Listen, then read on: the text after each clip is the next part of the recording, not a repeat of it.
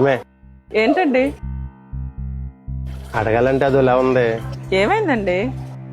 ఒక 100 రూపాయలు ఉంటే ఇస్తావా? అదేంటండి అలా అడుగుతున్నారు? నాకేమో సంపాదన లేదు, నువ్వేదో చిన్న ఉద్యోగం చేస్తున్నావు, దాంతో ఇల్లంతా గడవాలి.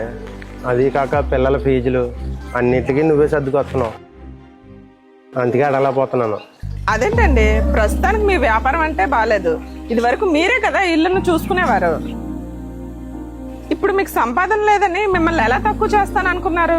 ఇలాంటి టైంలోనే కదండి భార్య భర్తకు తోడుగా ఉండాలి. అప్పుడే కదండి భార్యకి భర్త మీద ఎంత ప్రేమ ఉందో తెలిసేది. మీరు ఇలా అడిగి ఎప్పుడు నన్ను కించపరచకండి. ఆ బీరువాలో డబ్బులు ఉంటాయి, తీసుకోండి. మీ డబ్బులు ఒకటి, నా డబ్బులు ఒకటి కాదండి, మన ఇద్దరి డబ్బులు ఒకటే. సరేనా? నేను ఆఫీస్కి వెళ్ళొస్తాను.